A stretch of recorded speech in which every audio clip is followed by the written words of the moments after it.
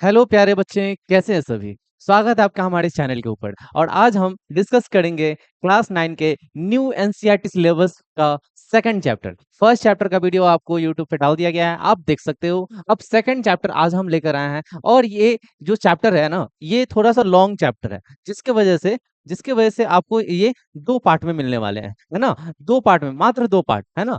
Part 1 और part 2 में ये वीडियो आपको मिल जाएंगे यूट्यूब पे। तो ये हमारा पार्ट 1 है, ये पार्ट हमारा 1 है। इसके अगले पार्ट में पार्ट 2 जो है, इसको पूरे कंप्लीट कर दिया जाएगा। तो पार्ट 1 में बने रहिए, ज्यादा लॉन्ग वीडियो नहीं जाने वाला है, क्योंकि इसको दो पार्ट में हमने डिवाइड किया है। तो कहीं ना कहीं ये वीडियो छोटा होने वाला है, फिर पार्ट 2 भी छोटा होगा।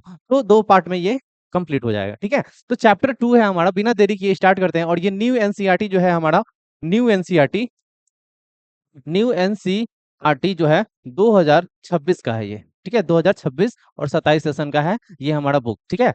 तो आपको अब देरी नहीं करना है, अच्छे से पढ़ लेना है, ताकि आपके एग्जाम में स्कोर कंप्लीट हो जाए, ठीक है। तो चलिए बिना देरी के हम लोग स्टार्ट करते हैं, जिसका नाम है चैप्टर 2 और shaping of the earth surface. Shaping of the earth surface most important chapter है, और इसमें आपको नया चीज जानने को मिलेगा। अब देखिए, पिछले सेशन और पिछले जो बुक्स है हमारे, वो बुक्स में बहुत अलग ही थे, बहुत अलग थे। और ये बुक उससे और अलग है, और अलग है। तो कहीं ना कहीं इसमें आपको अब रटने वटने का जरूरत नहीं। पहले वाला साइंस, ये सोशल साइंस क्या था कि रटना पड़ता था, क्या है, रटना पड़ता था। लेकिन इस सोशल साइंस में क्या है, आपको सिर्फ और सिर्फ समझना है, क्योंकि इस बुक के फ्रंट पेज पे लिख दिया है अंडरस्टैंडिंग, अंडरस्टैंडिंग सोशल साइंस, है ना। और उसके पीछे का हिस्ट्री। तो कहीं ना कहीं इसके अब रटने वाले दिन चले गए, आपको समझना है और अच्छे से समझना है। तो ये चैप्टर जो है, पहला पहला चैप्टर तो आपको अंडरस्टैंडिंग सोशल साइंस था। उसमें कुछ ज्यादा हम लोग को डिस्कस नहीं करना था, सिर्फ समझना था कि सोशल साइंस होता क्या है, ठीक है। तो सेकंड चैप्टर में क्या है कि हमारा अर्थ के बारे में समझना है। किसके बारे में? अर्थ के सरफेस के बारे में समझना है, ठीक है। तो ये बहुत ही इंटरेस्टिंग चैप्टर होने वाला है कि भाई अभी तक तो हमने पढ़ा था कि दुनिया गोल है, अब दुनिया पे है क्या ये समझना है, दुनिया के ऊपर है क्या ये समझना है। तो ज्योग्राफी मेड इजी। देखो, ज्योग्राफी का चैप्टर ये है हमारा, है ना। अर्थ के बारे में किसमें पढ़ते हैं? ज्योग्राफी में। क्योंकि हमने चैप्टर 1 में डिस्कस किया था कि हिस्ट्री, सिविक्स, ज्योग्राफी, इकोनॉमिक्स, ये चार सेक्शन में डिवाइड किया गया सोशल साइंस को। तो कहीं ना कहीं ये ज्योग्राफी का ही सेक्शन है हमारा, जिसमें हम लोग क्या जानते थे कि ज्योग्राफी में सिर्फ और सिर्फ अर्थ के सरफेस के बारे में समझना है और जानना है। तो यहाँ पे अर्थ सरफेस का ही बात किया जा रहा है, तो कहीं ना कहीं ये ज्योग्राफी का ही सेक्शन है हमारा, ठीक है।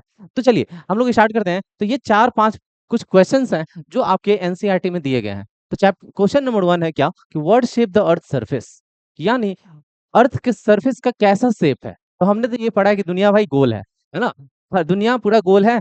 अब जहां से स्टार्ट करोगे फिर दोबारा वहीं पे आ जाओगे, क्योंकि दुनिया क्या है, गोल है, ठीक है। तो भाई यहाँ पे हम लोग अर्थ के सरफेस के बारे में जानेंगे। सेकंड चीज हमने क्या देखा यहाँ पे कि व्हाट इज प्लेट्स टेक्टोनिक, यानी प्लेट्स टेक्टोनिक्स क्या होता है, आखिर ये प्लेट टेक्टोनिक्स काम कैसे करता है। ये प्लेट्स क्या हमारे अर्थ के सरफेस पे सारे प्लेट्स बने हुए हैं, क्या वो प्लेट्स मूव भी करते हैं? तो हाँ, बस इसके बारे में भी हम लोग को जानना है कि मूविंग जो है कैसे होता है, उस मूवमेंट से क्या क्या कॉजेज हो सकते हैं, क्या क्या उससे उत्पन्न हो सकते हैं, ये भी जानेंगे हम लोग, ठीक है। What are the effect of plate movement, है ना। वो उस प्लेट के मूवमेंट से क्या इफेक्ट होगा, हमारे अर्थ के सरफेस पे क्या इफेक्ट होगा, हमारे लाइफ पे क्या इफेक्ट होगा उसका, है ना। तो ये सब जानेंगे। तो कहीं ना कहीं ये बहुत ही डेंजरस चीज है हमारा प्लेट टेक्टोनिक्स, है ना। कहीं ना कहीं प्लेट मूवमेंट होता है, तो कहीं ना कहीं ऊपर का सरफेस मूवमेंट होगा। मूवमेंट सरफेस का होगा तो क्या होगा, हमारे जीवन पे इफेक्ट पड़ेगा। तो कहीं ना कहीं ये बहुत ही खतरनाक चीज है, इसीलिए इसको समझना बहुत जरूरी है ना। चलिए आगे देखते हैं। थर्ड क्वेश्चन क्या है कि how are land form formed and how are they classified. Land form यानी कितने तरह का लैंड फॉर्म है हमारे अर्थ के सरफेस के ऊपर। क्या डेजर्ट है क्या माउंटेन है क्या प्लेटू है, जी हाँ वो भी है। यानी हर चीज है हमारे अर्थ के सरफेस के ऊपर, और उन्हीं को क्या हम लोग बोलते हैं, लैंडफॉर्म बोलते हैं। और ये बने कैसे हैं, कितने कितने फॉर्म में क्लासिफाई किए गए हैं, ये भी जानेंगे हम लोग, ठीक है। फोर्थ क्वेश्चन क्या जानेंगे, how are human and other living being connected to this landform. कैसे ह्यूमन बीइंग या फिर other organism like plant, animal, micro organism कैसे इससे जुड़े हुए हैं, कैसे कनेक्टेड हैं, किससे, लैंडफॉर्म से। कैसे कनेक्टेड है उस लैंड फॉर्म से सारे जीव जंतु हमारे अर्थ के ऊपर जो भी हैं, ठीक है। अब देखिए, सारा खेल तो अर्थ के क्रस्ट का ही है ना। उसी के ऊपर ह्यूमन है, एनिमल्स है, प्लांट्स है, एनिमल जो भी माइक्रो ऑर्गेनिज्म है वो भी है। तो कहीं ना कहीं अर्थ के क्रस्ट का ही खेल है, तो उसी क्रस्ट के बारे में बेसिकली हमको मैक्सिमम पढ़ना है, ठीक है। चलो आगे बढ़ेंगे। क्रस्ट के अंदर का भी खेल है भाई, उसको भी पढ़ना है। मोल्टेन मैग्मा का क्या खेल है, कोर का क्या खेल है, ये सब हम लोग को जानना है, ठीक है। फिफ्थ क्वेश्चन क्या है कि how do disaster associate with different landform impact human life. कहीं ना कहीं यहाँ पे जो भी डिजास्टर आते हैं, जो भी डिजास्टर, अर्थक्वेक, वोल्केनो इरप्शन, है ना, सुनामी, ये भी जो भी है, जो भी डिजास्टर आते हैं, वो कहीं ना कहीं हमारे जीवन को प्रभावित करते हैं, कहीं ना कहीं हमारे लाइफ को डैमेज करते हैं, हमारे प्रॉपर्टी को डैमेज करते हैं, है ना। कोस्टल एरिया में जो डिजास्टर आते हैं वो और खतरनाक बन जाता है। जब सुनामी आता है ना कोस्टल एरिया में, तो क्या होता है, बहुत खतरनाक डिस्ट्रक्टिव बन जाता है, बहुत ज्यादा। तो ये सब भी जानेंगे हम लोग, ये कैसे होता है ये भी जानेंगे हम लोग। चलो, तो ये 5 क्वेश्चंस हैं, इन पांचों क्वेश्चंस का आंसर हम लोग डिस्कस करेंगे इस चैप्टर के अंदर, ठीक है। तो हमने पहले भी जिक्र कर दिया कि ये पार्ट 1 है आपका। पार्ट 2 में, नेक्स्ट पार्ट में जो है कि कंप्लीट चैप्टर हो जाएगा आपका। पार्ट 1 को अच्छे से पढ़ लेंगे, फिर पार्ट 2 समझ में आएगा आपको, ठीक है। तो पार्ट 1 अच्छे से समझेंगे, तभी पार्ट 2 पे मूव ऑन करेंगे। पार्ट 1 को पहले स्टार्ट करते हैं हम लोग, उसके बाद पार्ट 2 को देखेंगे, ठीक है। चलिए, तो सबसे पहला हमारा इंट्रोडक्शन चैप्टर है। चलिए, इंट्रोडक्शन टॉपिक है हमारा सबसे पहले। इसमें देखेंगे कि किस चीज के बारे में बात करेंगे, तो अर्थ के हमारे इस लेयर के बारे में बात करेंगे। क्रस्ट में बटा हुआ है, मेंटल में बटा हुआ है, और इनर कोर में बटा हुआ है। तो यही 3 लेयर है हमारे पूरे अर्थ का। इस गोला का 3 लेयर है। इस गोला का कितना लेयर है? 3 लेयर है। इन्हीं 3 लेयर के बारे में हमको जानना है। Our earth is dynamic, always changing. हमारा अर्थ जो है वो गतिशील है, मूवमेंट करते रह रहा है, करते रह रहा है, करते रह रहा है। और इन्हीं इन्हीं के बारे में हम लोग को जानना है कि हमेशा कुछ ना कुछ बदलाव होते रहता है। सोचिए, ज्योग्राफी कितना इंटरेस्टिंग है, इतना इंटरेस्टिंग आप सोच भी नहीं सकते हो। यहाँ पे देखिए, अर्थ के मूवमेंट्स के बारे में बात करेंगे। अर्थ का प्लेट जो है कैसे मूव करता है, आखिर क्यों करता है, क्यों करता है ये भी बताएंगे। चलिए, आगे बढ़ते हैं। तो सबसे पहले हम लोग को समझना होगा प्लेट टेक्टोनिक की थ्योरी के बारे में। प्लेट टेक्टोनिक होता क्या है? The theory of plate tectonic explain how large section of the earth surface, outer layer crust, move slowly over the hot molten layer beneath its mantle। समझे बात को? अब देखिए, ये हमारा हो गया, यहाँ पे तो स्पेस नहीं दिख रहा है, यहीं पे बनाते हैं। ये हमारा अर्थ हो गया। अर्थ के ऊपर ये वाला जो लेयर है हमारा, क्रस्ट का हो गया, ये वाला लेयर क्रस्ट का हो गया, ठीक है। ये वाला लेयर क्रस्ट का हो गया, ये हमारा हो गया क्रस्ट। इस क्रस्ट, ये क्रस्ट जो है, ये कहीं ना कहीं इस मैग्मा जो है, मोल्टेन मैग्मा, इसी के ऊपर क्या हो रहा है, तैर रहा है, इसी के ऊपर ऐसे ऐसे फ्लोट कर रहा है भाई, इसी के ऊपर ऐसे ऐसे फ्लोट कर रहा है। ये वाला हो गया मेंटल का पार्ट, ये वाला सेक्शन मेंटल का पार्ट हो गया, ये वाला सेक्शन हमारा मेंटल का पार्ट हो गया, ये वाला सेक्शन, ये वाला सेक्शन मेंटल का पार्ट हो गया। अब इसी मेंटल के ऊपर क्या है हमारा, ऊपर में ये क्रस्ट, और ये क्रस्ट है हमारा, ये वाला जो है ये क्रस्ट है हमारा, ये वाला सेक्शन, ये वाला सेक्शन क्या है, क्रस्ट है हमारा। अब इसी के ऊपर क्या है, इस मैग्मा के ऊपर जो है क्रस्ट है हमारा। तो ये मैग्मा जो है वो कैसा फॉर्म में है, लिक्विड फॉर्म में है, ठीक है। तो इसी के ऊपर है ये हॉट मोल्टेन लेयर है हमारा। कैसा लेयर है? Hot and molten layer, hot and molten layer है हमारा, ये पिघला हुआ लेयर है। और इसी के ऊपर हमारा क्रस्ट है, ठीक है। प्लेट टेक्टोनिक्स यानी ये सारे जितने भी, जहां भी आपको ये तैरते हुए दिख रहे हैं, ये सारे हमारे प्लेट्स हैं, है ना, यही सारे हमारे प्लेट्स हैं, ठीक है। तो the movement of tectonics plates create amazing landform, और यही मूवमेंट क्या करते हैं, एक अमेजिंग लैंडफॉर्म का फॉर्मेशन करते हैं, है ना। बाहर निकलता है मूवमेंट, जब होता है तो क्या होता है, वोल्केनो इरप्शन होता है। जब दो प्लेट्स टकराता है तो कहीं ना कहीं माउंटेन फॉर्म हो जाता है। तो ये अलग अलग मूवमेंट ही हमारा लैंडफॉर्म का कारण है, ठीक है। तो मूवमेंट से बहुत सारे कंडीशन हो सकते हैं। माउंटेन का फॉर्मेशन होता है, वोल्केनो इरप्शन होता है तो पहाड़ बनेगा, प्लेन बनेगा, कहीं ना कहीं वैलीज बनेगा। जब ये सारा होगा, तो जब प्लेट टेक्टोनिक होगा तो ये सारा आपको देखने को मिलेगा, है ना। माउंटेन बनने, वोल्केनो, प्लेन, है ना, साथ में वैली, ये सारे चीज आपको फॉर्मेशन होते हुए दिखेंगे जब प्लेट टेक्टोनिक होगा। क्लियर? कोई दिक्कत? चलिए आगे बढ़ेंगे यहाँ से हम लोग, बात करेंगे इस चीज का, लैंडफॉर्म का। Landform. A landform is a natural feature on the Earth's surface formed by weathering, erosion, deposition and movement of the Earth's crust.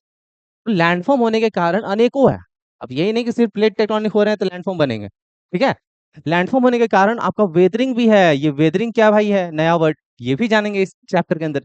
Erosion भी है हमारा, जो इरोजन होता है वो भी है लैंडफॉर्म का कारण। तीसरा, डिपोजिशन, इरोजन होगा तो डिपोजिशन भी होगा, कहीं ना कहीं से इरोजन होगा तो कहीं ना कहीं जाकर डिपोजिट भी होगा। तो वही डिपोजिट, इरोजन, वेदरिंग, ये सारा चीज भी कारण है लैंडफॉर्म का। Movement of plate tectonic, movement of earth crust, वही प्लेट टेक्टोनिक, है ना। अर्थ के क्रस्ट के मूवमेंट की वजह से भी क्या होगा, लैंड का फॉर्मेशन होगा हमारा, लैंड का फॉर्मेशन होगा। लैंड का फॉर्मेशन किसी भी रूप में हो सकता है, चाहे माउंटेन के रूप में हो, वोल्केनो के रूप में हो, प्लेन के रूप में हो, वैलीज के रूप में हो, प्लेटू के रूप में हो, ये सारे रूप में हो सकते हैं भाई, ठीक है। लगा ना इंटरेस्टिंग, है ना इंटरेस्टिंग। तो ऐसे ही बने रहो वीडियो में, ठीक है। चलो आगे बढ़ते हैं, एग्जाम्पल जानते हैं इसके। तो mountain, valleys, plateau, plain, desert, coastal features, ये सारे फॉर्मेशन होते हैं लैंड के। ये सारे फॉर्म है लैंड लैंड के ही फॉर्म है ये सारे, ठीक है। तो इन्हीं सब कारणों से, किन सब कारणों से, किन कारणों से, तो weathering, erosion, deposition, movement of plates, है ना, इन्हीं कारणों से क्या होते हैं, इन्हीं सब का फॉर्मेशन होता है, इन सब का फॉर्मेशन होता है, ठीक है। इन सब का फॉर्मेशन होता है किन कारणों से, इन कारणों से, ठीक है। तो चलो आगे बढ़ेंगे हम लोग। अब यहाँ पे देखो, plate tectonic help us understand natural events. देखो कुछ नेचुरल इवेंट्स हैं जो कि डिजास्टर के रूप में है। अब भाई ये तो फेस्टिवल के रूप में है नहीं, डिजास्टर के रूप में है। तो ये हमारा अर्थक्वेक सबसे पहले नंबर पे, फिर हमारा वोल्केनो इरप्शन, ये सेकंड नंबर पे। Formation of continent and oceans, है ना, मूवमेंट जब होता है, प्लेट टेक्टोनिक जब होता है, तो इससे ये चीजें होती हैं।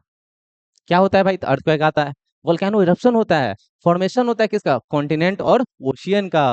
तो ये है मजेदार वाली बात कि ये फॉर्मेशन हुआ और जहां पे हम लोग रहते हैं, जहां पे हम लोग क्या करते हैं, रहते हैं। तो कहीं ना कहीं ये एक प्लेट टेक्टोनिक सिर्फ और सिर्फ डिजास्टर लाने के लिए नहीं है, हमारे लाइफ को एग्जिस्ट करने के लिए भी है। लैंड का फॉर्मेशन होगा, उसी पे तो हम लोग रह रहे हैं, और ये लाखों करोड़ों साल से हो रहा है। ये हमारा आज कुछ नया नहीं है कि प्लेट टेक्टोनिक अब जाकर हो रहा है, नहीं, बहुत सालों से हो रहा है, बहुत पुराना है ये चीज। देखो यहाँ पे कुछ नॉलेज का चीज दिया हुआ है, क्या है भाई, कुछ ना कुछ सेफ्टी होना चाहिए ताकि बेटर टुमारो हो सके। तो भाई प्लेट टेक्टोनिक हो रहा है तो डिजास्टर आ रहा है। अब डिजास्टर आ रहा है तो उस डिजास्टर से बचने के लिए कुछ ना कुछ सेफ्टी होना चाहिए ना। उसी सेफ्टी के बारे में भी हम लोग को जानना है थोड़ा बहुत। तो by learning about plate tectonic and the landform they create, we can appreciate how dynamic and changing the earth really. अब देखिए, अगर आपको पता ही नहीं रहेगा, अगर आपको पता ही नहीं रहेगा कि भाई प्लेट टेक्टोनिक होता क्या है, तो आप कैसे बचने का कोई उपाय ढूंढोगे, कैसे। प्लेट टेक्टोनिक होता कैसे है, प्लेट टेक्टोनिक आता कब कब है, कैसे, क्या क्या उसके सिग्नल्स हो सकते हैं, तो उससे बचने का उपाय कैसे ढूंढेंगे आप।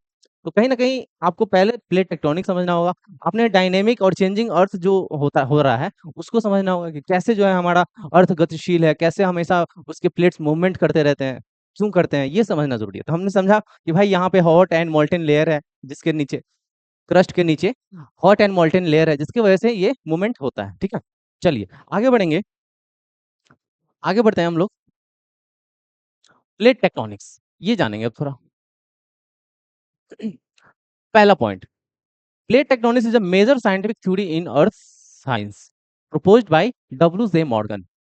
चलिए, ये महाशय बता कर गए हैं क्या भाई, तो प्लेट टेक्टोनिक क्या है, हमारे अर्थ के ऊपर साइंस है, यानी अर्थ का साइंस है। कौन बताए, तो डब्ल्यू जे मॉर्गन, है ना। साइंटिफिक थ्योरी है भाई, इसका मेजर साइंटिफिक थ्योरी है प्लेट टेक्टोनिक, किसका, अर्थ के साइंस का सबसे बड़ा साइंटिफिक थ्योरी है हमारा प्लेट टेक्टोनिक। प्लेट टेक्टोनिक से ही सारा एक्टिविटीज हो रहा है, मूवमेंट हो रहा है उसी की वजह से, ठीक है। तो कहीं ना कहीं डब्ल्यू जे मॉर्गन एक बहुत बढ़िया रिसर्च करके गए हैं और ये चीज बताया हम लोग को, ठीक है। Second point, outer most layer of the earth is divided into several large and small pieces called tectonic plates. क्या है बोल रहा है कि आउटर मोस्ट लेयर, यानी अर्थ के आउटर मोस्ट लेयर, ऊपर वाला लेयर, ये सारा ऊपर वाला लेयर, यही तो है हमारे अर्थ का क्रस्ट, अर्थ का क्रस्ट, जो कि अलग अलग पीसेस में कटा हुआ है, अलग अलग पीसेस में कटा हुआ है ना। देख रहे होगे ना, यहाँ पे ये अर्थ का है, तो देखिए ये ग्रीन वाला पार्ट, ये अलग प्लेट है हमारा ऐसे, इधर व्हाइट वाला कुछ है, इधर ग्रीन वाला कुछ है, तो ये अलग अलग प्लेट्स हैं। प्लेट का शेप तो गोल हमेशा नहीं होगा, तो कहीं ना कहीं ये अलग अलग शेप है प्लेट्स के, जो कि हमारे पूरे अर्थ के क्रस्ट पे डिवाइड है अलग अलग, ठीक है। तो these plates move slowly over a semi-molten layer beneath them, causing mountain earthquake and volcano। तो ये जो प्लेट्स हैं वो स्लोली स्लोली मूव कर रहे हैं, ऐसे ऐसे ऐसे ऐसे मूव कर रहे हैं, कहीं ना कहीं ऐसे ऐसे कर रहे हैं, कहीं ऐसे कर रहे हैं, कहीं एक दूसरे से टकरा रहे हैं, कहीं एक दूसरे से भाग रहे हैं, कहीं एक दूसरे से टकरा रहे हैं इतना जोर से कि ऊपर एक नीचे चला जा रहा है, ऐसे हो रहा है। कहीं ना कहीं ये मूवमेंट की वजह से माउंटेन तैयार हो रहा है, अर्थक्वेक आ रहा है, वोल्केनो फट रहा है, टकराया वोल्केनो फट गया, है ना। अलग हुआ, जैसे ये दो प्लेट्स हैं, अलग हुआ तो नीचे से जो मोल्टेन मैग्मा प्रेशर बनाया वो ऊपर फेंक दिया अचानक से, तो क्या हुआ, वो वोल्केनो फटा, वोल्केनो इरप्शन हुआ। कहीं ना कहीं ये सारा हमारा क्या हो रहा है, एक्टिविटीज हो रहा है किसकी वजह से, प्लेट टेक्टोनिक, प्लेट मूवमेंट्स की वजह से, ठीक है। चलिए आगे बढ़ेंगे, यहाँ पे लेयर ऑफ द अर्थ, यानी क्रस्ट, मेंटल कोर, ये हम लोग जानते हैं, तीन बचपन से सुनते आ रहे हैं, crust, mantle core, crust, mantle core.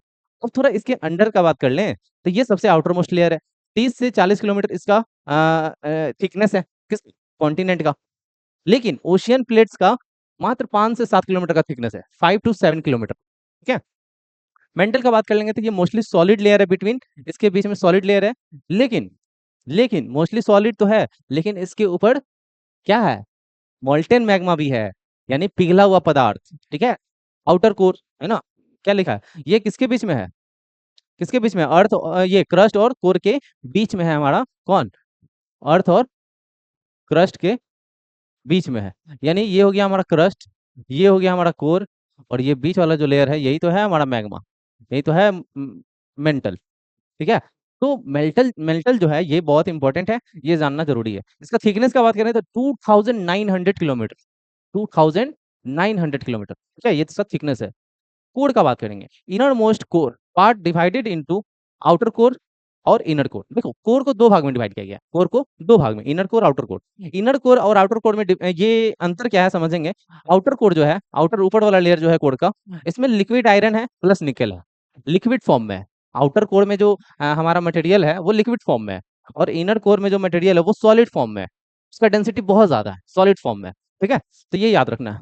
Earth has 3 main layer, है ना, क्रस्ट, मेंटल, कोर, ये 3 लेयर है। तीनों लेयर का हम यहाँ पे बता दिए। इसमें आयरन और निकल का जो है कि हमारा लिक्विड फॉर्म है कोर के आउटर मोस्ट पार्ट में, और इनर पार्ट में आपका सॉलिड और डेंसेट हमारा मटेरियल है। The crust plus upper mantle दोनों मिल करके क्या बनता है, लिथोस्फीयर बनता है। और इसका थिकनेस का बात करेंगे, थिकनेस का बात करेंगे तो 100 किलोमीटर इसका थिकनेस है।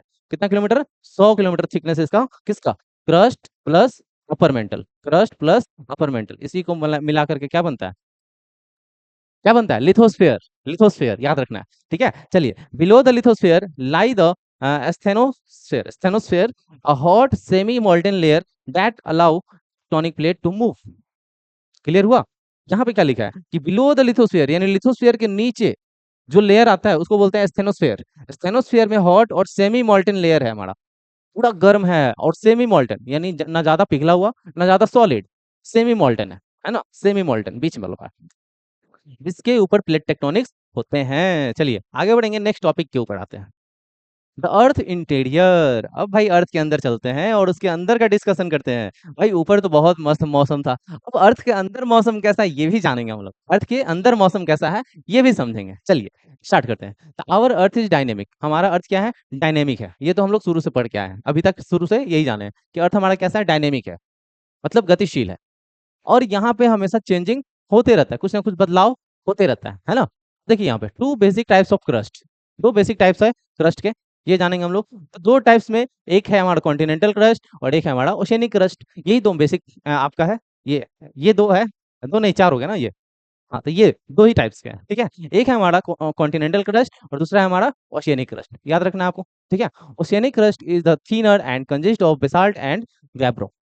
अब देखिए यहाँ पे ओशियनिक क्रस्ट जो है ये पतला लेयर है। ठीक है, और ये ओशियन के नीचे है, ओशियन के नीचे है, और ओशियन उसी प्लेट्स के ऊपर है। कॉन्टिनेंटल क्रस्ट जो है इसका थिकनेस ज्यादा है, और यहाँ पे कैसा मटेरियल है, रॉकी मटेरियल, रॉक टाइप पत्थर, है ना। और यहाँ पे बेसाल्ट और गैब्रो, बेसाल्ट और गैब्रो, ओशियन में बेसाल्ट और गैब्रो, और कहाँ पे, कॉन्टिनेंट में रॉक्स मटेरियल है सिर्फ। आगे बात करेंगे तो ये अर्थ का लेयर है हमारा, एक पिज्जा के शेप में काट दिया गया है, और इसी पिज्जा के लेयर में ही हमारा सारा भरा हुआ है, सारा लेयर है। ठीक है, तो आप देख पा रहे होंगे यहाँ पे ये क्रस्ट लेयर है हमारा ऊपर वाला। ठीक है, फिर अपर मेंटल आ गया, फिर लोअर मेंटल आ गया ये वाला, फिर अपर आउटर कोर आ गया, इनर कोर आ गया। तो ये सब का गहराई देख लो आप, गहराई, सबका गहराई दिया हुआ है ना, 150, 410, 460, 2900, यानी यहाँ पे हमारा क्या, मेंटल खत्म हो गया, है ना, मेंटल खत्म हो गया। आउटर कोर का बात करेंगे तो 5155, फिर सबसे अंदर अगर बात करें सेंटर के पास पहुंच जाएंगे अर्थ के तो 6371 चल जाएगा। By studying earthquake waves, geologists produce a refined image of Earth's interior in which mantle and core are subdivided. तो कहीं ना कहीं ये जियोलॉजिस्ट जो है वो क्या किए, इसके ऊपर रिसर्च किए, और अर्थ के गहराई तक जा करके, मतलब ये नहीं कि खुद गया होगा इंसान, लेकिन कहीं ना कहीं गहराई के बारे में पता करके इसको डिवाइड किया गया है, अर्थ के सारे शेप्स को, सारे लेयर्स को डिवाइड किया गया, कितने अंदर तक कौन सा लेयर है, कितना गर्म है, कैसा मटेरियल है वहां पे, ये सारा स्टडी करके हम लोग को फाइनली आंसर मिला है, और हम लोग स्टडी कर रहे हैं। सिर्फ सोचो बना बनाया खाना मिल गया हम लोग। हम लोग को ये रिसर्च नहीं करना पड़ा कि अर्थ के गहराई में कितना जाएंगे अंदर तो कितना कौन सा मटेरियल मिलेगा, कौन सा लेयर मिलेगा, ये सब हमको करना नहीं पड़ रहा है। हम लोग को बना बनाया मिल गया, बस पढ़ना है, नॉलेज लेना है, और इसके लिए आपको वीडियो में बने रहना है। चलिए आगे बढ़ते हैं। तो landform, a landform is a natural feature on earth surface found by weathering, erosion, deposition and the movement of the earth crust। तो देखिए यहाँ पे क्या लिखा है कि लैंड का फॉर्मेशन जो है वो कैसे होता है, ये तो हम बता चुके हैं कि अर्थ का जो नेचुरल फीचर है हमारा अर्थ के ऊपर, वो कहीं ना कहीं कैसे बना है, तो वेदरिंग प्रोसेस से, इरोजन से, डिपोजिशन से, है ना, इन्हीं सब चीजों से बना है, और अर्थ के क्रस्ट के मूवमेंट की वजह से, है ना, मूवमेंट की वजह से। तो एग्जाम्पल के तौर पे आपको ये सारा चीज जो है लैंडफॉर्म का ही पार्ट है। बात करेंगे types of tectonic plates, types of tectonic plates ये जानेंगे। तो सबसे पहले आता है बात कॉन्टिनेंटल प्लेट का, फिर आता है ओशियनिक प्लेट का, फिर दोनों मिक्स करके प्लेट बन जाता है, उसको भी जानेंगे हम लोग, ठीक है। चलिए आगे बढ़ेंगे। तो types of tectonic plates, continental plates, continental plates का अगर बात करेंगे तो ये हमारा कैरी करता है कॉन्टिनेंट्स को, सिर्फ और सिर्फ कॉन्टिनेंट्स को। अब आप लोग बताइए कि टोटल कॉन्टिनेंट कितना है, कितना इजी है, वेरी इजी, वेरी इजी, बचपन में पढ़े थे हम लोग कि टोटल कितना कॉन्टिनेंट है, 7। कितना है, 7। नाम तो सबको पता होगा, एशिया, है ना, Asia, north America, south America, Australia, Africa, Europe और अंटार्कटिका, है ना। टोटल 7 कॉन्टिनेंट है, सातों का नाम याद रखना है, और वही सातों कॉन्टिनेंट ही कहलाता है कॉन्टिनेंटल प्लेट्स, और इन्हीं कॉन्टिनेंटल प्लेट्स के ऊपर ही ये सारे कॉन्टिनेंट्स बसे हुए हैं, ठीक है। अगला है हमारा ओशियनिक प्लेट, इसके ऊपर सिर्फ और सिर्फ ओशियन मिलेंगे आपको, सिर्फ और सिर्फ ओशियन मिलेंगे आपको। तो देखिए मिक्स प्लेट में क्या है, कभी कभी क्या होता है कि मान लेते हैं कि कोई प्लेट जो है, कोई प्लेट जो है, मान लेते हैं ये एक प्लेट है, ठीक है, इस प्लेट के इतना हिस्सा में क्या है, हमारा कॉन्टिनेंट है, कॉन्टिनेंट है, लेकिन इस इतना हिस्सा में ओशियन का पानी भरा हुआ है, तो ये मिक्स हो गया, ये ओशियन का पानी है, इधर इधर हमारा क्या है, कहाँ गया, ये क्या है, हमारा ओशियन का पानी है, ठीक है, और इतना दूर में क्या है, बाकी में कॉन्टिनेंट है, बाकी में क्या है, कॉन्टिनेंट है, इधर कॉन्टिनेंट है, और इधर है हमारा ओशियन, ओशियन, ये ओशियन है हमारा। तो कहीं ना कहीं ये ओशियन, ये कॉन्टिनेंट मिल करके क्या बन गया, एक ही प्लेट में दोनों बन गया, तो कहीं ना कहीं वो मिक्स प्लेट में आ जाएगा, carry both continent and ocean, यानी दोनों चीज आ जाएगा। लाइक वही है, वही जो हमारा पैसिफिक प्लेट है, उसमें क्या है, सिर्फ ओशियन है, लेकिन ये आगे पढ़ेंगे प्लेट्स के बारे में, प्लेट्स के बारे में आगे पढ़ेंगे, देख लेते हैं, ठीक है। तो ये तीनों मिलकर के जो है कि पूरे प्लेट टेक्टोनिक्स को डिवाइड किया गया है इसी पर टाइप में, ठीक है। Plate tectonic help us understand natural events, है ना, प्लेट टेक्टोनिक ही हमारे इन सब चीजों के बारे में हेल्प करता है स्टडी करने में। ये सब पहले से पढ़ चुके हैं हम लोग, चलो आगे बढ़ेंगे। अर्थ टेक्टोनिक प्लेट्स, चलिए ये सारा हमारा टेक्टोनिक प्लेट्स है, देख लो ये सारा हमारा टेक्टोनिक प्लेट्स है, देख रहे हो ना कितने सारे प्लेट्स हैं। ये देखो यूरेशियन प्लेट, इतना बड़ा सा प्लेट है, अफ्रीकन प्लेट, ये देखो इतना बड़ा सा, है ना, साउथ अमेरिकन प्लेट, ये रहा, Scotia plates, Nazca plates, north America plates, Pacific ocean का प्लेट्स है, ये देख लो, है ना, ऑस्ट्रेलियन प्लेट्स, फिलीपींस प्लेट्स। तो यहाँ पे आप देख पा रहे होंगे अंटार्कटिका प्लेट्स है, अंटार्कटिक प्लेट्स। तो ये सारे हमारे अलग अलग प्लेट्स हैं। अब इसके बारे में थोड़ा फैक्ट जान लेते हैं। तो earth outer layer is divided into 14 major plates, कितना टोटल प्लेट्स हैं, 14 बड़े बड़े प्लेट्स हैं, बाकी छोटे को इंक्लूड नहीं किया गया है, 14 major plates, tectonic plates that are always moving, और ये हमेशा क्या करते रहते हैं, मूव करते रहते हैं, ऐसे ऐसे ऐसे ऐसे ऐसे ऐसे ऐसे ऐसे ऐसे, नहीं भाई इतना नहीं, इतना तेजी से नहीं, इतना तेजी से नहीं, ठीक है ना। This plates cause earthquake, volcano and mountain building, कहीं ना कहीं ये हमारा प्लेट जितना भी है वो अर्थक्वेक लाने का कारण है, वोल्केनो इरप्शन लाने का कारण है, और माउंटेन को बनाने का भी कारण है, ठीक है। माउंटेन अपने आप नहीं टपक गए हैं ऐसे और ऐसे खड़े रहे, नहीं, वो कहीं ना कहीं प्लेट टेक्टोनिक्स की वजह से माउंटेन बने हैं, ठीक है। चलिए plates move slowly just a few centimetre per year, और ये प्लेट्स मूव करता है धीरे धीरे, लेकिन ये जो है कुछ कुछ ही सेंटीमीटर पर ईयर क्या करता है, मूव करता है। अब ये नहीं कि एक ही बार में ऐसे घसक गया, नहीं, एकदम धीरे धीरे मूव करता है, धीरे धीरे धीरे धीरे, ठीक है, और हर साल कुछ ही सेंटीमीटर मूव करेगा, है ना। They fit together like puzzle pieces covering earth, अब देख पा रहे होंगे ना यहाँ पे पजल जैसा, इसको सजाया, इसको सजाया, इसको सजाया, पूरा मिला करके एक तरह से पूरा अर्थ का लेयर हमारा तैयार हो गया, है ना, लेयर तैयार हो गया। अब ये नहीं बोलोगे कि भाई कॉन्टिनेंट प्लेट्स, है ना, ओशियनिक प्लेट्स अलग अलग है, नहीं, कहीं ना कहीं एक दूसरे से जुड़े हुए हैं कहीं से ना कहीं से, है ना। ओशियनिक प्लेट, कॉन्टिनेंटल प्लेट्स सब जुड़े हुए हैं एक दूसरे से, ठीक है। चलिए आगे बढ़ेंगे, हम लोग बात करेंगे अब नेक्स्ट टॉपिक के ऊपर। व्हाई डू प्लेट्स मूव, ये रहा हमारा मजेदार चैप्टर। प्लेट्स मूव क्यों करता है भाई, अभी तक तो हमने समझा कि मूव कर रहा है, माउंटेन बन रहा है, सब बना दिया हमने, लेकिन उसके पीछे मूव क्यों कर रहा है ये जाने ही नहीं अभी तक। अब जानेंगे, अब जानेंगे, ठीक है। चलिए क्वेश्चन रखने के लिए बहुत बहुत थैंक यू, अभी तक बने रहने के लिए थैंक यू, और वीडियो को खत्म करके ही जाना है। अब पार्ट टू भी तो है इसके पीछे। कहीं ना कहीं ये पार्ट बहुत ही शॉर्ट में खत्म हो गया है ना, शॉर्ट में खत्म हो गया। हाफ एंड हाफ चैप्टर खत्म हो चुका है आपका। कहीं ना कहीं एक दो स्लाइड और है, उसको खत्म करके हम लोग पार्ट टू में कवर करेंगे बाकी के सारे टॉपिक्स को। तो इसीलिए थैंक यू फॉर वॉचिंग, और आगे थोड़ा सा दो स्लाइड और है, उसके लिए बने रहिए, ठीक है। तो चलिए आइए बात करते हैं कि व्हाई डू प्लेट्स मूव, कैसे क्यों मूव करते हैं प्लेट्स। तो देखो, मूव करने के पीछे कारण बहुत सारे हैं, कारण बहुत सारे हैं, जिसको क्या बोलते हैं, कन्वेक्शन करेंट्स। अब ये कौन से करंट है भाई, कन्वेक्शन करेंट्स। जैसे हमने तो सुना तो ओशियनिक करंट है ना, ऐसे ऐसे जो बनता है ओशियन के अंदर, वैसा ही तरह का कुछ करंट है भाई, जो कि इसी की वजह से क्या होता है, हमारा मूवमेंट होता है। देखो समझो भैया, यहाँ टॉपिक्स ये हमारा स्टेप बाय स्टेप बताया गया। क्या लिखा है, heat from the earth core cause molten material in the mantle to rise.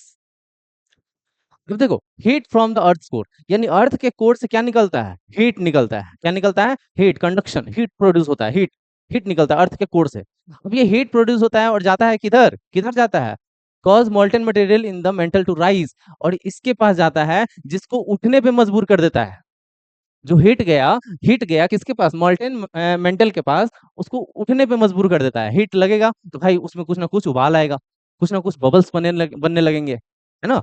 वो कहीं ना कहीं मूवमेंट होना स्टार्ट होगा यहाँ पे। कूलर मटेरियल सिंक, जो ठंडा ठंडा मटेरियल होता है वो डूबने लगता है, और जो गर्म मटेरियल होता है ऊपर से खोलने लगता है।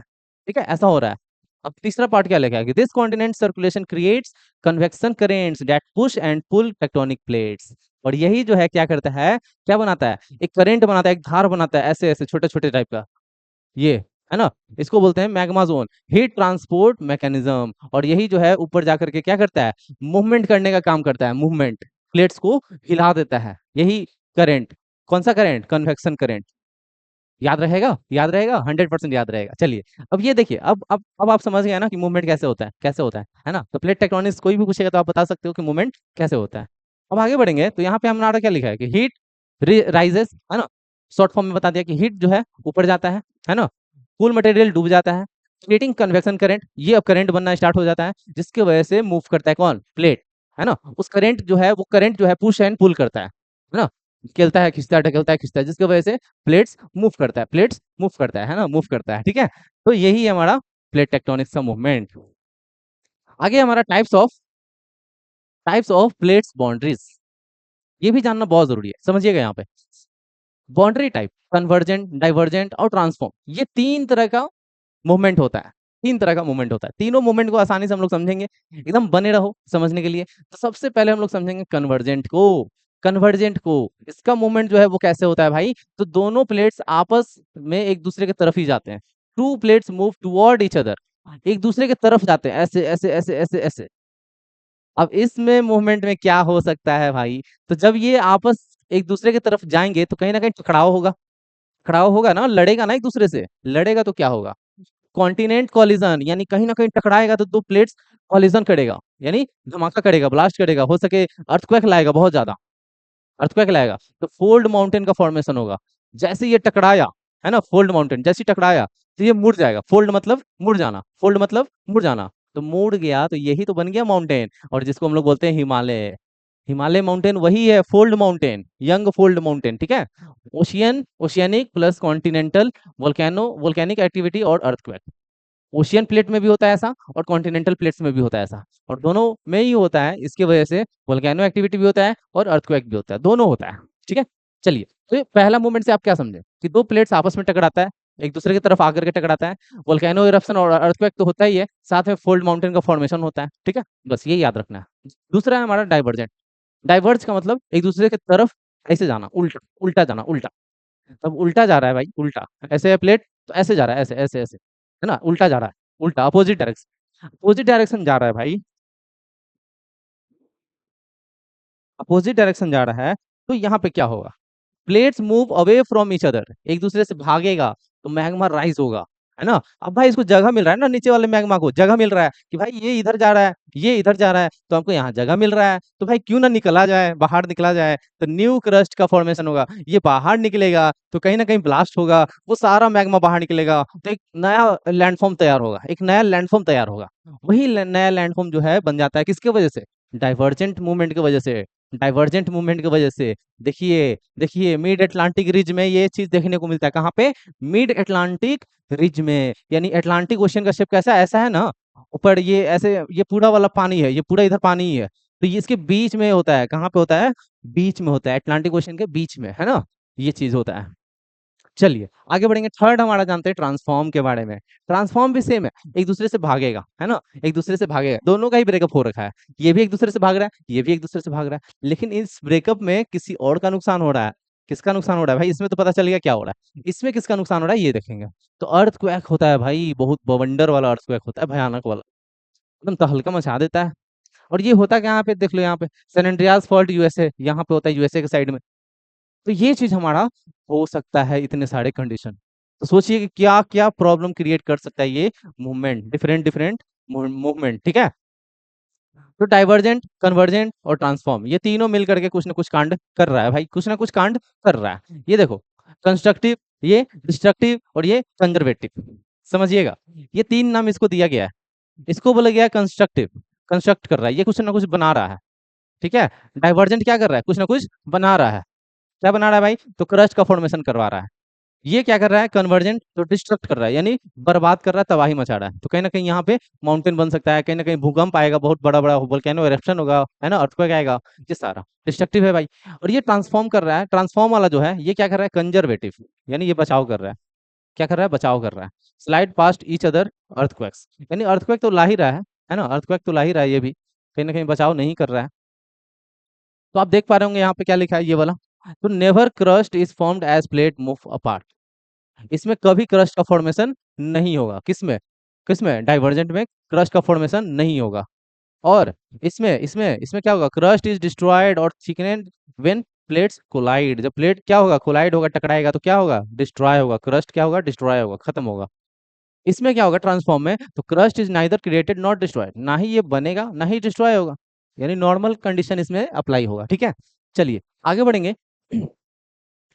Plate tectonics and natural disaster. अब देखो प्लेट टेक्टोनिक्स जो है, इसके बारे में समझना हमारे कहीं ना कहीं इतिहास से ही लिया गया। आज हम लोग जो भी पढ़ते हैं कहीं ना कहीं हमारे इतिहास से ही उसका आइडिया आया हुआ है। अब देखो यहाँ पे आइडिया कैसे आया, तो most earthquake and volcano occur along plates boundaries specially around the Pacific ocean are an area known as ring of fire. क्या बोलते हैं इसको? Ring of fire. क्या बोलेंगे? Ring of fire. किस एरिया को? इस वाले एरिया को, इस वाले एरिया को क्या बोलेंगे? रिंग ऑफ फायर बोलेंगे। तो देखो ये वाला होता कहाँ पे, तो ये होता है हमारा पैसिफिक ओशियन में। पैसिफिक ओशियन में, पैसिफिक ओशियन में बहुत ज्यादा क्या होता है? अर्थक्वेक आता है, बहुत ज्यादा वोल्केनो आता है। क्यों? क्योंकि यहाँ पे प्लेट मूवमेंट जो है बहुत ज्यादा होते रहता है, प्लेट का मूवमेंट जो है, टकराव जो है बहुत ज्यादा होता है, ठीक है, जिसके वजह से यहाँ पे रिंग ऑफ फायर इसको नाम दे दिया गया। Plate tectonic is essential for identifying earthquake and volcano prone region and managing related disaster. तो देखो यहाँ पे प्लेट टेक्टोनिक अगर होगा, अगर उसके बारे में हमको पता चल गया, अगर आइडिया लग गया कि हाँ होने वाला है, तो कहीं ना कहीं हम लोग कुछ ना कुछ मैनेज कर लेंगे उस डिजास्टर से लड़ने के लिए, उस डिजास्टर से बचने के लिए, ठीक है। आज जापान में बहुत ज्यादा अर्थक्वेक आता है, फिर भी बहुत ज्यादा उधर सुनामी आता है, फिर भी वो लोग का उतना डैमेज नहीं होता है जितना हम लोग के पास अगर उतना आ जाए तो बहुत ज्यादा डैमेज हो जाए, बहुत ज्यादा तहस नहस तबाही मच जाए। लेकिन जापान अपने आप को सेफ किया, उस चीज से बचा के रखा कि भाई ये तो नेचुरल डिजास्टर है, आना जाना इसका लगा रहेगा, हमारा कैसे इससे बचने का तरीका बनाया जाए, तो वो बहुत जरूरी है, ठीक है, वो बहुत जरूरी है। चलिए आगे बढ़ेंगे, ये कुछ डोंट मिस आउट दिया हुआ है, ये इंपॉर्टेंट होता है, देख लो यहाँ पे बताया गया है क्या कि एंशियंट टाइम में अर्थक्वेक को कैसे हम लोग क्या नाम से जानते थे? तो भूकंप नाम से जानते थे, भूकंपा, ठीक है, जिसका मतलब होता है शेकिंग ऑफ द अर्थ, अर्थ का हिलना, अर्थ का हिलना। क्लासिक टेक्स्ट यानी बहुत पुराने टेक्स्ट में लिखा हुआ है, जिसका नाम है बृहद संहिता। बृहद संहिता एक किताब है, बहुत ही पुराना किताब है, जिसके ऊपर, जिसमें लिखा हुआ है, किसके द्वारा लिखा हुआ है? किसके द्वारा लिखा हुआ है? क्या लिखा है? Vara Mihira, Vara Mihira dedicated a section to earthquake. यानी वरा मिहिरा जो है, ये बृहद संहिता किताब के अंदर एक बहुत ही लंबा सा टॉपिक बना करके समझाए हुए हैं, किसके बारे में? अर्थक्वेक के बारे में, अर्थक्वेक के सेक्शंस के बारे में, यानी जो भी चीज अर्थक्वेक में पॉसिबल है वो सारा चीज बता कर गए हैं, है ना। कौन? वरा मिहिरा, वरा मिहिरा। वरा मिहिरा बिलीव करते थे क्या? और देखो यहाँ पे क्या बोले कि ही absorb that changes in wind, rain, cloud, animal behavior, planetary alignment could indicate the occurrence of earthquake.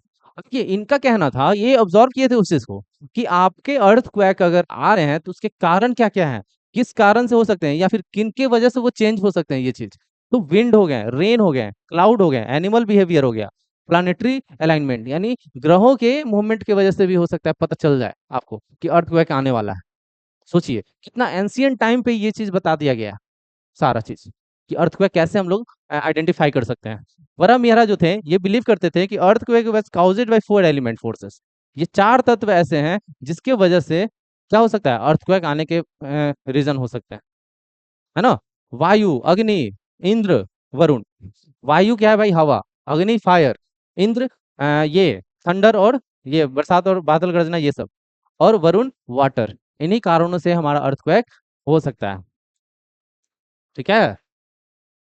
Each of these forces was associated with a specific constellations and regions। तो ये चीज हमारे कॉन्स्टिलेशन से भी पता चलता है। कॉन्स्टिलेशन आपको पता ही होगा क्या होता है कॉन्स्टिलेशंस, है ना। A group of star create a shape, है ना, एक शेप क्रिएट करता है।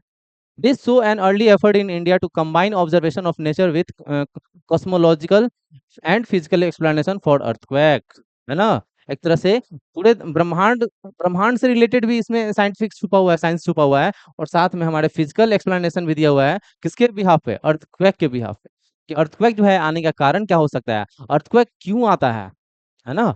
ये सारा बताया हुआ है इस चीज में।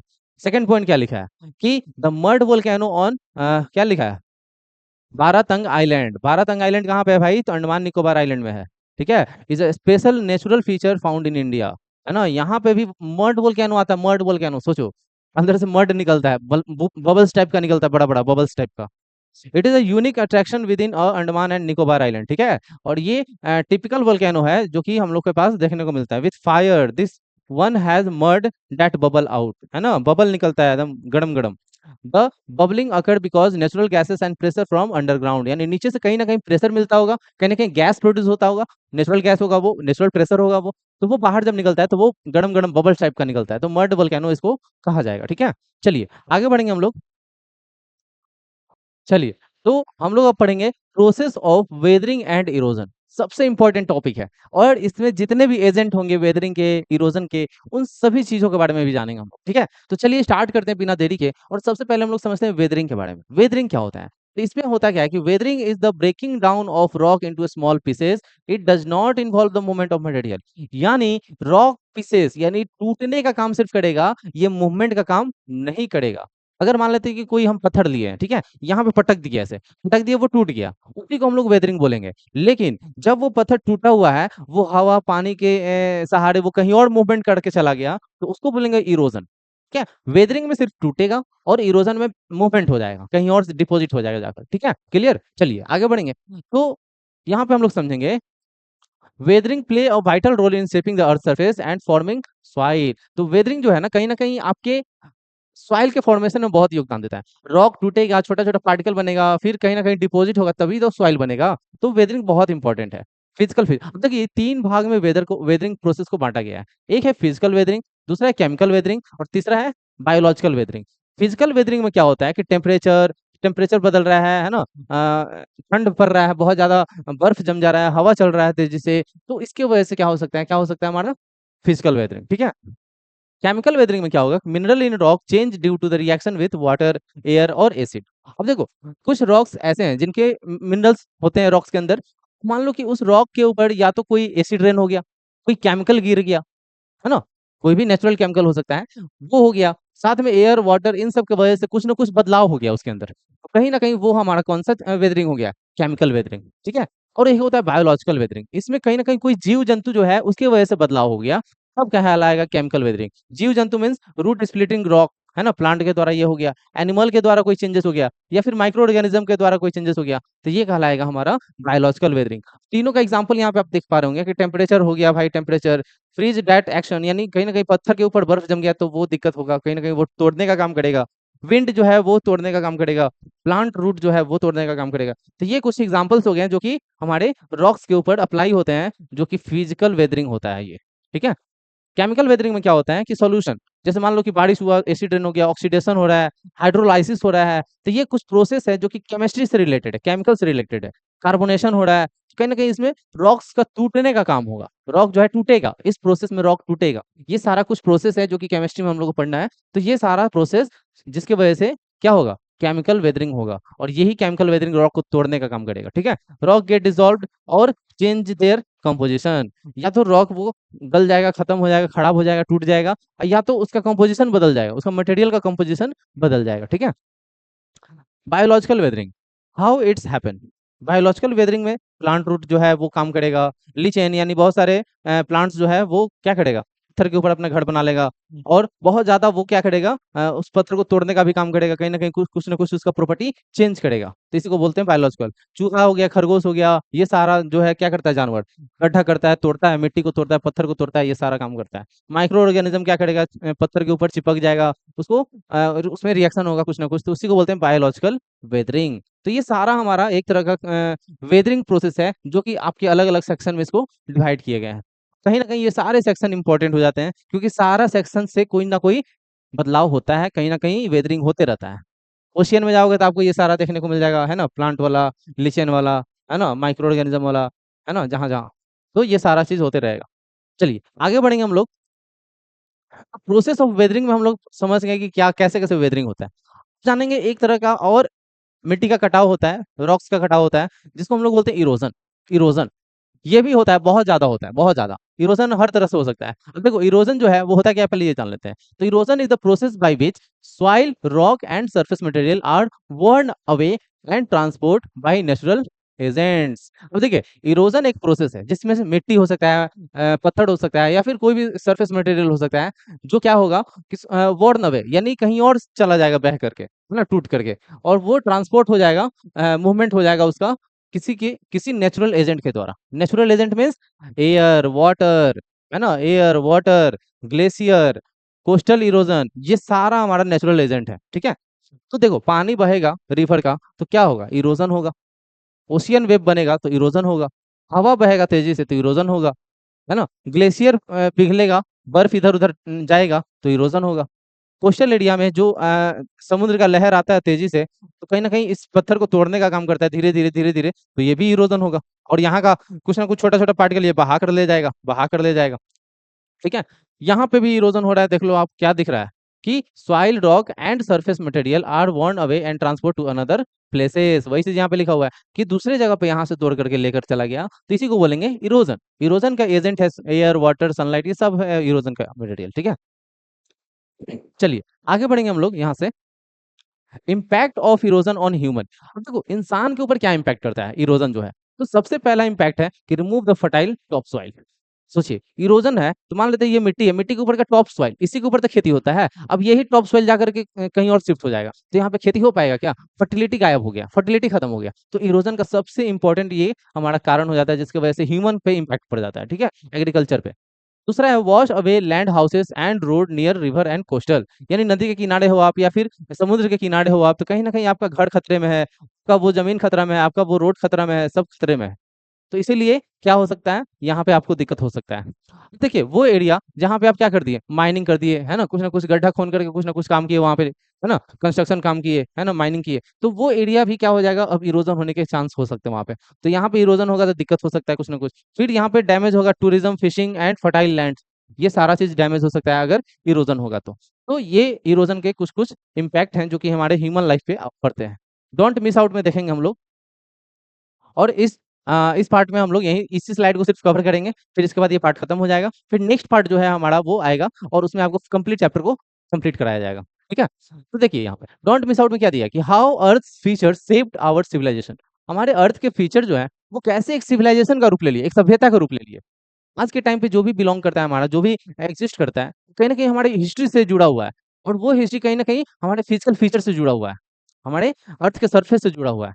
तो उसी को जानेंगे यहाँ पे। सबसे पहले हमारा सिंधु सरस्वती सिविलाइजेशन, जिसको इंदस वैली सिविलाइजेशन के नाम से भी जानते हैं हम लोग। और यहाँ पे आपको क्या क्या देखने को मिलेगा, कॉन्टर बर्ड्स, है ना, कॉन्टर बर्ड्स, यानी एक तरह से ये चीज डैम की तरह बनाया गया रहेगा, है ना, टेरेस फार्मिंग टाइप का दिखेगा, डैम दिखेगा, कैनाल्स दिखेगा, ये सारा चीज आपको इंदस सरस्वती सिविलाइजेशन में देखने को मिलेगा। तो यहाँ पे एडवांस वाटर मैनेजमेंट यूज किया गया था मेथड को। ठीक है, advance water management method use किया गया था to save water and improve farming, है ना, इम्प्रूव फार्मिंग। और इस चीज के बारे में आपको अगर सबूत चाहिए तो ये सबूत मिला हुआ है, आपके वेद के अंदर डिस्क्राइब है, ये कृषि परसरा के अंदर ये आपको बताया गया है, कौटिल्य के अर्थशास्त्र के अंदर बताया गया है, वृक्ष आयुर्वेद के अंदर किताब जो है उसके अंदर भी बताया गया है ये चीज, ठीक है। तो कहीं ना कहीं ये इंपॉर्टेंट हो जाता है। सेकंड है जाबो सिस्टम ऑफ नागालैंड। जाबो सिस्टम क्या है भाई, जाबो सिस्टम क्या है, तो इसमें देखो अर्थन बर्न्स, ना, check dam, slow water flow, increase ground water. तो कहीं ना कहीं यहाँ पे भी आपको नेचर्स को कंजर्व करने का काम किया जा रहा है। तो ट्रेडिशनल मेथड है कुछ जिसके वजह से कंजर्व सॉइल एंड वाटर,